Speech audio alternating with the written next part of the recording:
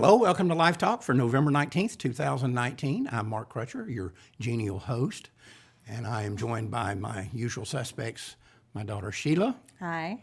And my assistant Renee. Hello. And we welcome you to the show. It's just the way she said hello. Hello. Hello. That was a very... I forgot to introduce Ernie, the frilled-necked Republican, and he's here with us again today, and there he is in all his glory. And he doesn't change much from, again, we said before, he's pretty consistent. Yep. But anyway, he's not wearing green today. Somehow we all showed up in green. I mean, he does look a little green behind the gills, but... He normally does. Right. But he's Ernie, our little office mascot. Yeah. Well, actually, he's just Life Talk mascot. Yeah. We got several Well, fur mascots out here. Right. I'm surprised we don't hear one of them in the background once in a while. We haven't. Well, anyway, we've got a Knock on really wood. special Yeah. show today. We're going to have a guest on by phone. Yep. A good friend of ours, Matt Abbott, and he's written a really neat article we want to talk about. But y'all had a couple of real quick things you wanted to get to before we bring Yep. Matt in. You want me to go? All right. So the mainstream abortion defenders always try to come out with this new thing to celebrate abortion to take the stigmatism off. Stigma. Stigma. Right. And That's Well, yeah. right? Got it. Instead of shout your abortion, it's thank God for abortion. And this lesbian couple came on with their baby, I think like a 2-month-old baby, wearing a onesie that says, thank God for abortion. And it's disgusting. It's pathetic. That child was not worth anything to them a couple of months ago, and Right. and now A couple weeks he's ago.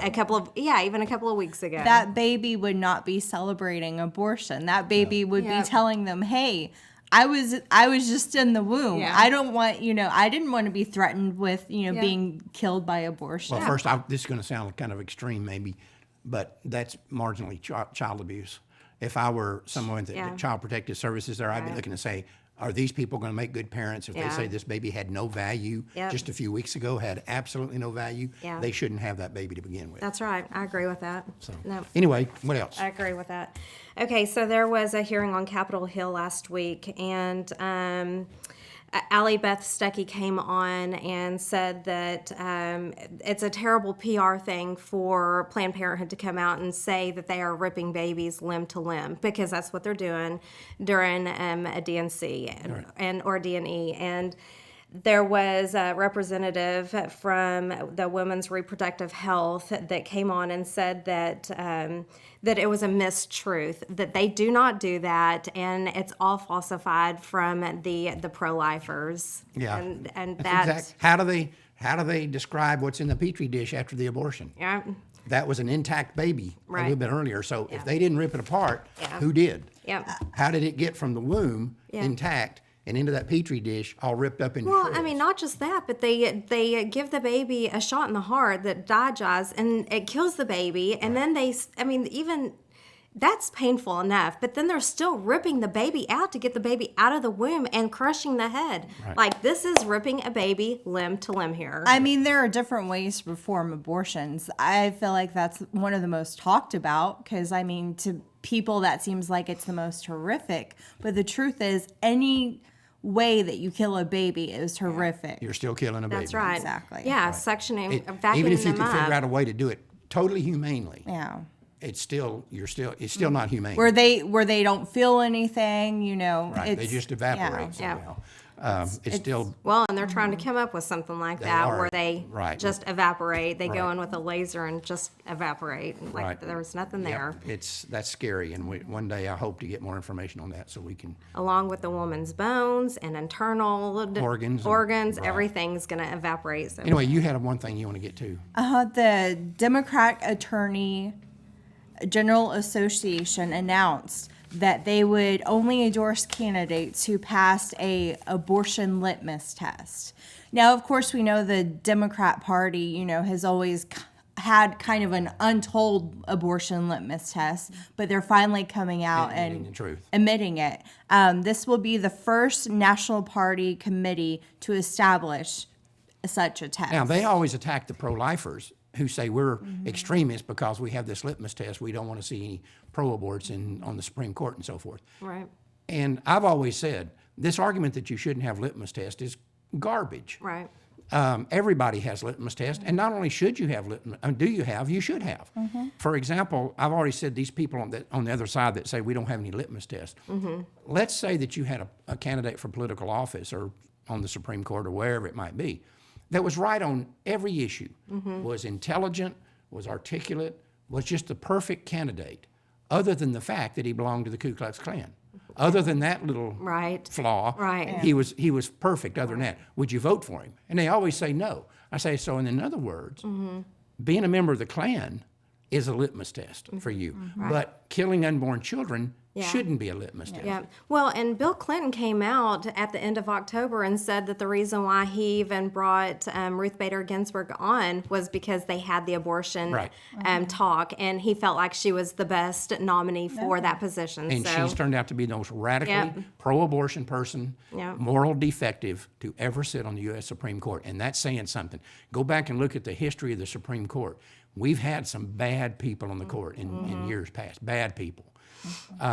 This is the worst. She is the worst, and she's hanging on by a thread. She is. And you know, one of the things I point out to people we've talked about here before. Trump has appointed 2 Supreme Court justices, but had he not won, Hillary Clinton would have appointed 3 because Ginsburg has openly stated that if Clinton had won, she was going to retire, and she would have been the first person that Clinton put on. Oh yeah, they're propping Ginsburg up, trying to make her last as long as possible. I know. I honestly wouldn't be surprised if she's dead already. You know, She does missing have in action. major health issues, but and she's not even present for some hearings that are going on. So Yeah, I personally think it's suspicious that nobody sees her. But you believe in every conspiracy. No, that comes not along. every, but I do. But they are trying to make her last as long as possible. yeah, they are. Propping her up. Well, anyway, our buddy Matt Abbott, who's been a friend of ours for quite some time now, wrote an article called The Unholy 69, and he's a writer for Renew America, and this was in Renew America, which is a heavily Catholic organization, and he's Catholic himself. Anyway, he wrote this article called The Unholy 69, and I wanted to bring him on to talk about this. Are you there, Matt? I am here. Well, welcome to the show, and we really appreciate your taking time out to join us today. Hey, Matt. Oh, well, thank you very much for having me on. It's a pleasure. I know a man of your incredible importance. This taking time out is really It's a gift. It's a gift for us. Thank you so much. Well, thank you. Yeah, I wouldn't quite say I'm of such great importance, but I appreciate that. Well, listen, Matt, what is the Unholy 69? Tell us what that's about. Well, this was a case last week. The bishops had their annual conference, and one of the issues they voted on had to do with voting and right to life. And there was a tweet by Bishop Joseph Strickland of Texas, who, this was on November 12th when this vote took place. And he had said, "Thank God the USCCB, which is the bishops' conference, voted to uphold the preeminence of the sanctity of the life of the unborn. It is sad that 69 voted no." So there were 100 plus that voted yes and 69 that voted no.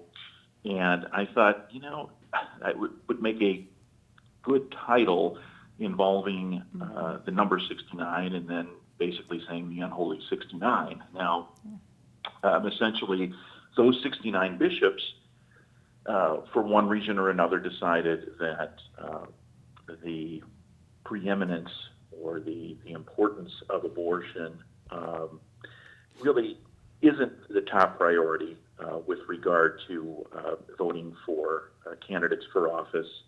And I tend to look at it that they embrace what we call the seamless garment philosophy, something that I think has been undermining the pro-life movement for many years. And that started back in the 1980s and was, you could say, either started or definitely popularized by the late Cardinal Bernardine. And to this day, it essentially places the issue of abortion along with several other issues, which it can be seen as important, but certainly not the preeminent issue of the right to life. Yeah, And as a result, you have the Unholy 69 who were voting to, if you will, water down the bishop's position on right to life. Well, Matt, you touched on something that I have said many times, and I've caught some flack from it from some of our Catholic viewers and supporters and so forth. Bernardin was an enemy of the pro-life movement. I don't care what anybody says; that's a fact. And I think his seamless garment has caused more harm. This whole philosophy that you're going to create moral equivalency between abortion and, some kind of uprising in South America with that the Catholic Church supports or whatever, is just outrageous. I mean, to suggest that. And the interesting thing is, John Paul II didn't agree with that. John Paul II said this was the preeminent issue. He made that very clear. And I think it's sad, even as a non-Catholic. There's very few people that I have known in my lifetime that I had more respect for than John Paul II. And to see that the Catholic Church in the period of basically one generation has gone from John Paul II to the guy we have today is alarming to me. Oh, it is, yeah. And I think it's alarming to a number of Catholics, a number of very concerned Catholics, those who have been active in the pro-life movement over the years. Obviously, initially, we wanted to give Pope Francis the benefit of the doubt with regard to, some of these statements that he made with regard to abortion and some other issues. And he has made some, strongly pro-life statements. However, he overall, he definitely seems to favor the seamless garment philosophy. I don't know that he specifically used those terms or used that term in any of his talks, but I think just his overall outlook is something that it certainly has come across that way, and statements that he has made that we really shouldn't be obsessing over abortion and contraception, and it really gave the impression that he was really de-emphasizing the life issue, and I think that caused a number of Catholics, including myself, to be very concerned. And Right. certainly, at best, you could say it was a very big disappointment. But as time has gone on, there have been other issues that have shown that this has been a very problematic pontificate, and it's made obviously life very difficult for, I think, the pro-life movement, and just in regard to trying to emphasize the importance of the unborn and protection of the unborn. Well, Matt, no. one thing I think really illustrates perfectly what the seamless garment is all about is I can remember back when this was the hottest subject in the pro-life movement, and Bernardin was pushing this, and a lot of his adherents were pushing it. And one of the things that was very interesting about it was that people who were buying into this seamless garment idea, if they were, let's say they were a priest at a local parish or something, and a parishioner approached them and said, "Why aren't we more involved in the battle to stop abortion?" If this priest were buying into the seamless garment deal, his inevitable response was, "I understand what you're saying, but what have you done about opposing the death penalty? Or what have you done about feeding the homeless? Or what have you done about this issue or this issue over here?" And until you're on board with those, don't come to me and say we need to get on board with the pro-life issue. Well, that's true even in Protestant circles. Oh yeah, I I'm just using this as an example. Well, yeah, I mean, Protestant circles, people will often go to their, pastor and say, "Hey, we need to speak up about the abortion issue," and well, that's some political thing. We don't need to worry about Right. that. It's because they're worried about, contributions to the church. They want those people in the pews. Right. Well, but the point is, the counter to all this was, Matt, and I'm sure you saw this. If someone went, let's say someone was opposed to the death penalty, that was their big issue, or they were wanting to cut off aid to the Contras, or whatever it is, all the leftist issues out there that were out there at the time. If they went to their parish priest, who was one of the seamless garment people, and said, what are we doing about opposition to the death penalty, and what are we doing about opposition to aid to the Contras, or go on down the list of all the things they might, that priest never once said, none of them ever said, well, what are you doing about the abortion issue? Right, that's true. And so, in other words, that's absolute irrefutable proof that the goal of the seamless garment was to silence the pro-lifers. Right, exactly. I think, those who have been involved in the pro-life movement for a long time, I certainly would recognize that. And again, yeah, you will have those who will try to dispute that, but I think it was something that was able to allow, the pro-abortion politicians to say that, well, I'm pro-life overall. I'm in favor of legalized abortion, but that doesn't mean that, I'm not pro-life. And, so in effect, it really did neuter the movement. And now, you can be in favor of legalized abortion and still make a claim that you're pro-life, when of course that's not the case. Well, that's the Hillary Clinton. That's the Hillary Clinton argument. Yeah, exactly. Well, and certainly there's nothing remotely pro-life about Hillary Clinton. The one thing that really stuck out to me in this article was that the Rockefeller Foundation had a conference for the was it the USCCB, and they're notorious, obviously, for promoting abortion and the LGBT agenda. Eugenics. Yeah, eugenics, all of that, and Bill and Melinda Gates were speakers there, and it just These are the most it just goes godless against. eugenicists in the world. Well, Well, Go ahead. yeah, absolutely. And in fact, that particular conference was at the Vatican, actually. So what I did in that column, I first talked about the USCCB issue, and then I went and said, meanwhile, at the Vatican, you have the Rockefeller Foundation, which, as you said, was notorious for promoting abortion and the LGBT agenda, sponsored a 2-day Vatican conference under the auspices of Pope Francis and the Pontifical Academy of Sciences. And the conference was titled Reduction of Food Loss and Waste. And as you mentioned, it included speakers, including Bill and Melinda, well, at least speakers from pro-abortion bodies, including the Bill and Melinda Gates Foundation.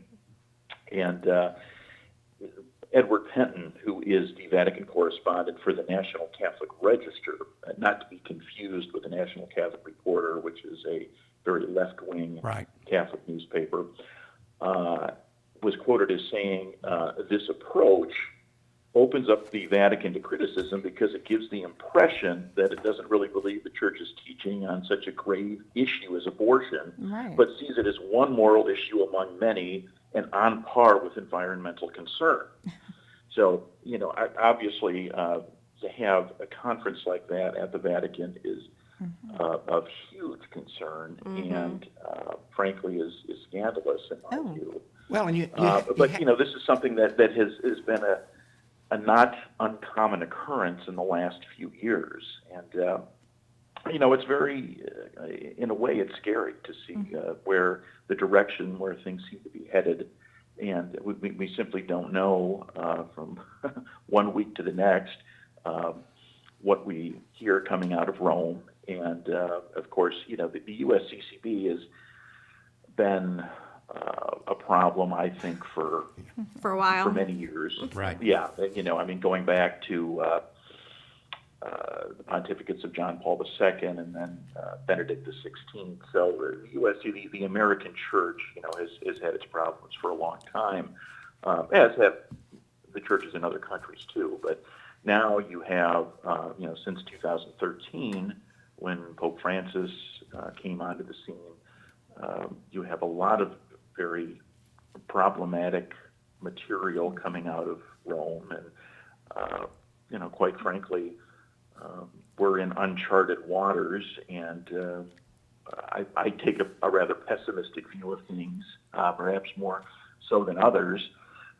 But I certainly hope that the pro-life movement and that orthodoxy will make a surge and will once again have the influence that it should. And Right.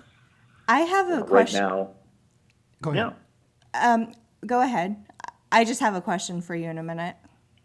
No, that's fine. Okay, so the Unholy 69, you mentioned that, we don't know who they are. Do you suspect that we'll ever find out who these 69 are? That I think you can take a pretty good guess. Well, for instance, the one bishop who was kind of leading the charge on this. Well, there were a couple really. One was Bishop Robert McElroy from San Diego, who was. We're losing your audio there, Matt. Oh, I'm sorry. Can you hear me now? Yeah, Yes. yeah. Oh, okay. Sorry about that. That's I must have moved my head a slightly different way or put my hand in such a way. One of the bishops who was leading that charge is Bishop Robert McElroy of San Diego, and he's notoriously left-wing.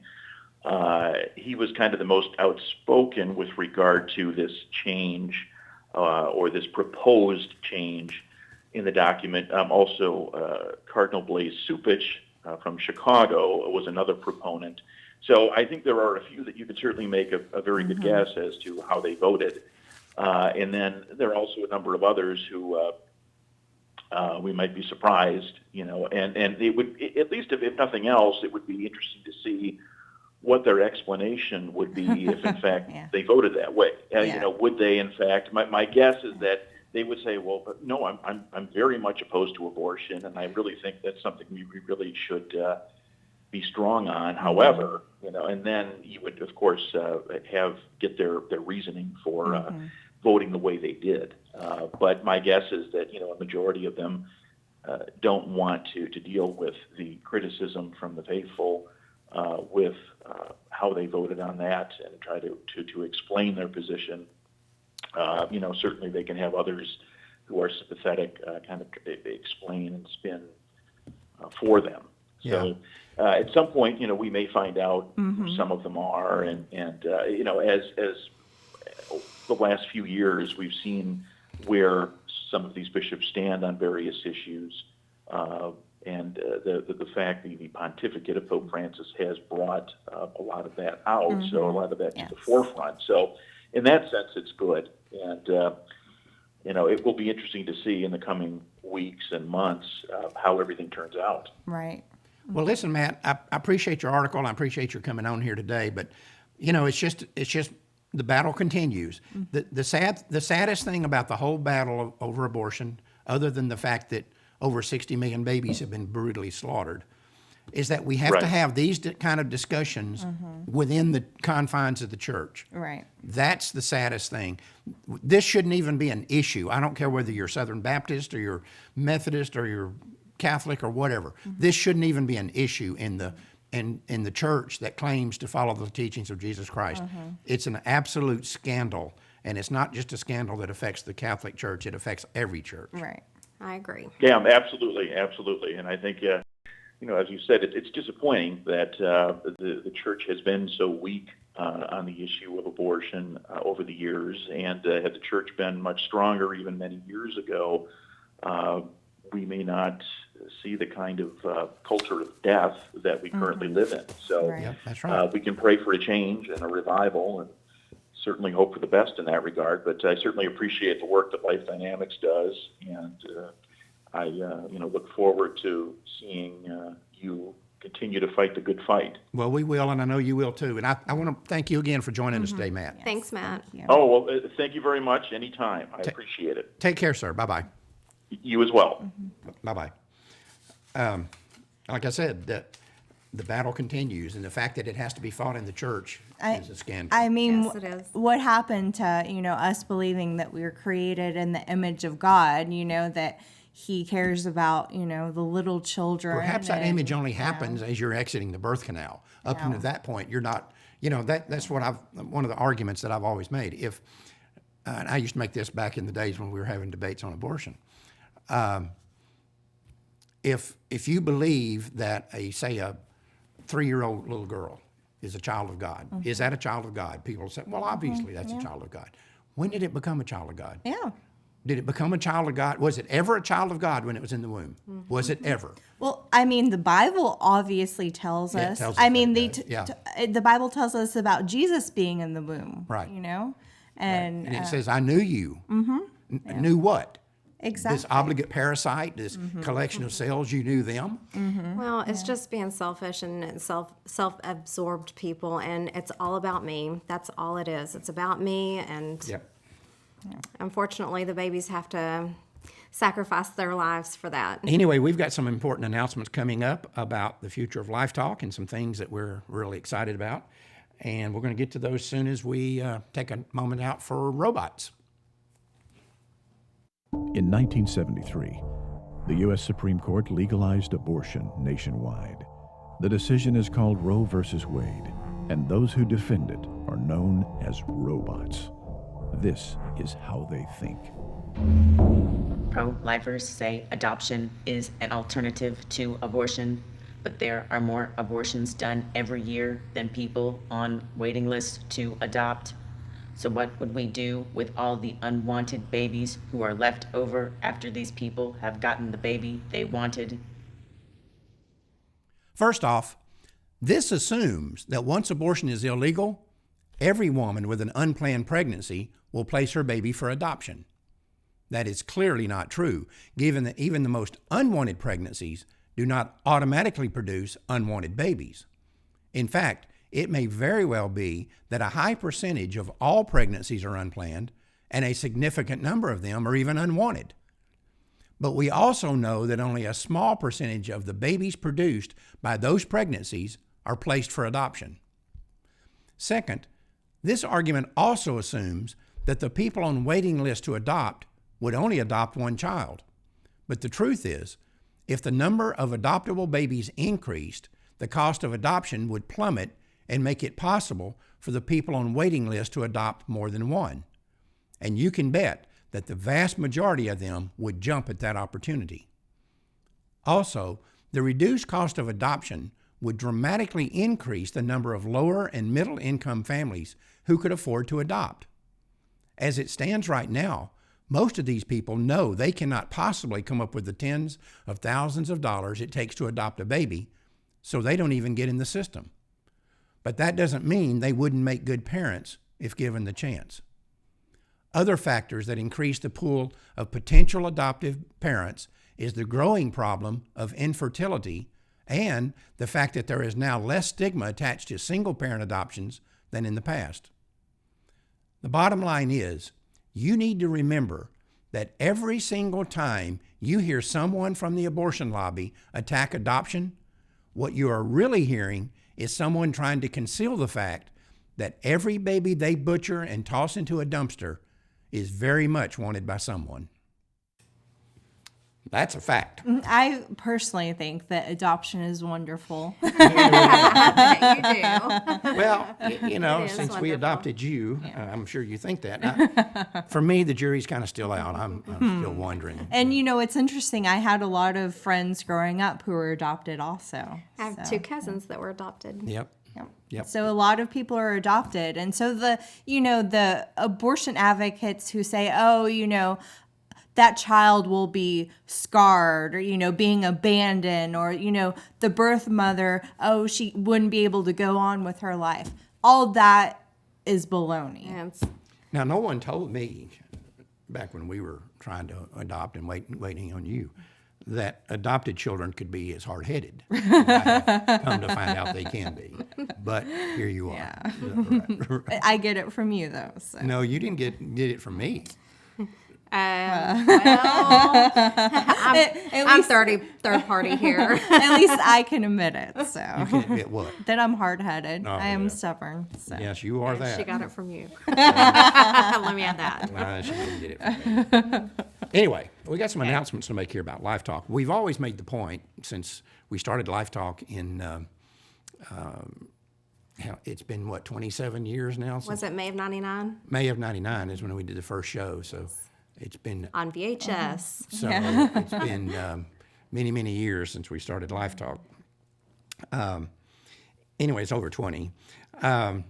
We've always made the point that we're here to serve the pro-life community. We're not here to put on I didn't get into the pro-life movement to do a TV show. No. We got in here, we started this as a vehicle to educate the pro-life community and for us to have a way to communicate with each other. Yes. And that's what Life Talk has always done. And over the years, we've changed it around and tried to make it more relevant and so forth. And now we're about to do that again. First off, and don't panic when you hear this, but this will be the last Life Talk Live on Facebook that we do, the weekly show. Yes. We've discovered that the old format that we were using actually gets information out better. It doesn't get it out as quickly because there's a month gap instead of a week gap. But the information is we can go into more deeply and we can get more stuff out on the monthly show. So this will be the last weekly Facebook Live show. Yes. But we're going back to the old format of doing a monthly show that's put out on DVD. But we will be taking clips from that show to replace what we're doing here. Right. Right. So there won't be any lowering of the amount of information that's put out. But the other thing we're doing, which we're really excited about, is that we're going to replace this show with a podcast. Podcasts are exponentially growing Yes. in interest for people. And a lot of people, demographic across the board, listen to podcasts. They're just so convenient to listen to. Yeah, right. I know you do. And working out and driving home and right. So we're going to be introducing what we call the Pro-Life America podcast. And but that doesn't mean, again, we're still going to have the clips from the show on here. Plus, I'm going to do more Facebook Lives of my own. On your own profile. Right. That'll be driven by the events that are going on at the time. Right. Whatever's happening in the pro-life movement. So it might be, and we've got a system set up here now, if something gigantic happened right now, 2 minutes from now, we could be on Facebook talking about it if we wanted to. So people will still be getting their up-to-date pro-life news. Right. But Live Talk is going to be a monthly, more in-depth discussion Right. We're about going to the go back to abortion the old. issue. We're going to go back to the old format that was so popular Yeah. for so many years. yeah, with many different segments. Right. And guests and Yeah. Yeah, we got a lot of neat things planned. But one of the things that's going to be happening here with this Pro-Life America podcast is that you guys are still going to be working with me on Life Talk and some of these Facebook things and so forth. But we're going to bring somebody new to be my co-host on the podcast. And that's Sarah Waits, who's been on our staff for what? How long has Sarah been here? Do you know? well, I met She'll her. know. We're going to bring her in. I met her in college in 2008, and she started working part-time. Part-time right after that. Yeah. Right. So she's been here a while. She's not like she's just walking in off the street. And she's got some really neat perspectives, and we have a lot of interesting conversations around here. And, I like the rest of y'all, I have to straighten her out a lot. But that's the way it Probably works. not as much as her though. Probably not. I'm just Well, kidding. maybe. But anyway, Sarah is the one that does all the technical stuff on Live Talk. She's doing the camera switching right now. She handles the audio. She handles all that stuff. But anyway, she's going to be my co-host on the podcast. And right now, we've got her set up on a microphone. In the In back. the studio suite. She's in the studio a few feet She's from the us. brains back there. Are you there, Sarah? Apparently not. No. I'm sorry. I pressed the wrong one. I'm here. You're here. Now, I'm here. are you sure your voice is going out over the show? It is. Okay. It is. Good. Hi, Sarah. Hi, Sarah. Hi. I hadn't seen you in about 20 minutes, I guess. 34 minutes it's been since we've seen It's you. been so long. Right. I know you miss me. Well, are you excited about being on the podcast? Yeah. I like the introduction about my neat perspective. Yeah. Right. How could I not be? Well, and of course, I'll be there to correct you on those common times when you say something stupid or make a. I'll be there to educate you because sometimes you don't even know things like who Adele is. So I'll be Yeah, well, I educating don't you know as all the well. pop culture garbage that you and Sheila know, and even Renee to some degree. What is it they always say, that culture is downstream from politics and religion? So, Yeah. you know, culture and all these other things, they go hand in hand. Uh-huh. It does play into the abortion issue. Well, anyway, Sarah, Kanye West. you and I have I think come up with a real good formula that we're going to be using, or format we're going to be using on the Pro-Life America podcast, and we'll be starting that here very shortly, and going back to you'll still be doing all the technical stuff on Life Talk, but then you'll be the talent Yeah. on. On the podcast. You can't get rid of me that easily. No, we've tried, but we've locked the doors and changed the locks, kind of like we've done with Sheila a few times. But she keeps showing up. So Sheila still won't let us use her bedroom at the house. We want to turn it into an office or something. She says that's still her bedroom. She hadn't lived there in years. Hey, when I come for Christmas and Thanksgiving. It's your and- bedroom. yeah. Yep. So, and plus it houses my penguin collection. Sarah has, contributed to that penguin collection. And I would have never contributed if I had known that you have more boxes up in the closet of penguin stuff. I had no idea it was that bad. Yep. Yeah. Well, I bought you a big penguin last Christmas. Yep. It's in my room. It's a full size. What? Life size. King something. A king and penguin. Imperial King or King Imperial, whatever they call it. Anyway, it's full size. It's pretty cool looking. But anyway, I don't get the penguin thing. But yeah, I'll be taking that room in at some point for a motorcycle grotto of some sort. Expand from my garage into the house. Anyway, Sarah, we're looking forward to it, and we appreciate your coming on board on the Pro-Life America. That'll be Yeah, fun. and the important things to know about the Life Talk updates is that we're going to be phasing out the Life Talk TV YouTube channel. So all of that content is going to be moving over to the Life Dynamics YouTube channel. And if you haven't already, sorry, I was going over there to pull it up on the screen. Be sure to follow us on Life Dynamics. I feel like an octopus in here. I'm like reaching across the room. It's too bad you can't see it. It's kind of comical because I'm clumsy. I can and there's a imagine. coffee cup. And then if you want to continue getting Live Talk, because we're making the changes and going to a monthly show, we really need people to go in and stay tuned on the Live Talk TV Facebook page. We're going to be releasing a link where you can sign up to receive the Live Talk show either via email digitally or to get it onto disc. So if you want to continue watching Live Talk, that's essential. So make sure you tune in and keep an eye out for those updates. We'll try to do our best to keep everybody apprised. Yeah, and some of the changes we're making on Live Talk, we're going back to the things that worked well in the past and that people liked, and we're going to have more guests from outside the office. That was one thing that we really hurt ourselves by kind of keeping it confined inside Life Dynamics. We can't bring them here, but we'll definitely have them by phone. Well, occasionally Yeah. there might be somebody Yeah. that's here in Yeah. the area and we do an interview That'd with be them or good. something like that. Yeah.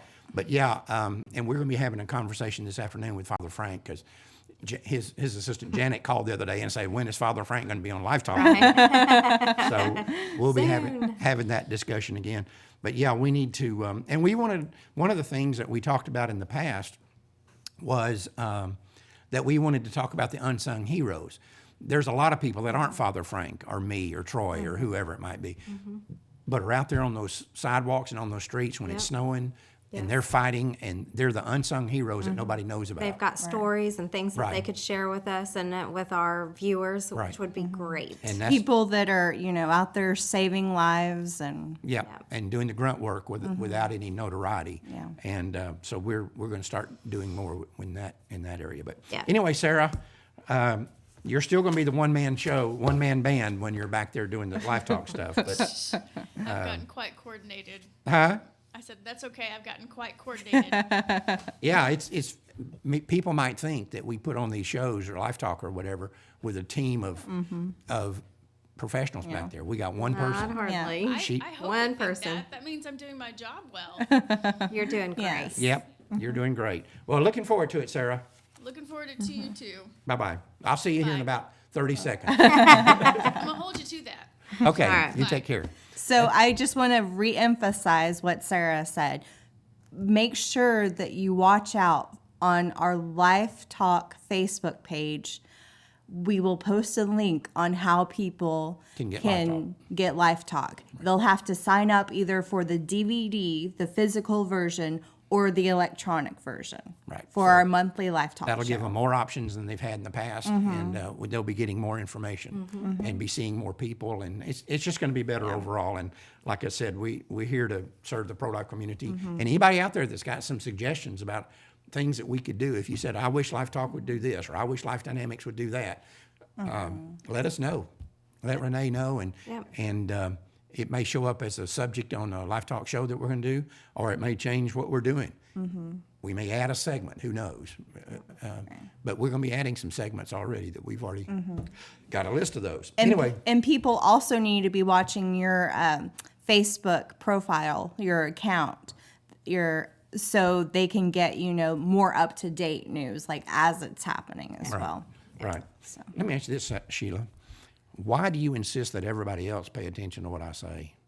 Well, I mean, you you have good stuff to say. This abortions and pro-life stuff pretty well, I would say. Well, anyway, we have a lot of fun. Sometimes people say, and I've had this even back years and years ago when I was doing the Life Activist seminars, I would try to keep them upbeat and tell some jokes and make them. And people said, "Look, this is too serious a subject. You shouldn't be doing that." Listen, if you're serving the Lord, every day should be joyous for you, regardless of what the issue is. You should be happy that you've been chosen to participate in something that matters to God, because this does. And plus, if you just burn yourself out, you are going to give up, and that doesn't help anybody. Yeah, this issue's a hard issue. It's tough. Anyway, that's all the time we have. We all done? All done. All right. We won't be seeing you next week on this, but we've got other things coming up, and we'll be keeping our same philosophy that we've always had. Yep. Life Dynamics is not here to put up a good fight. We're here to win, because winning is how the killing stops.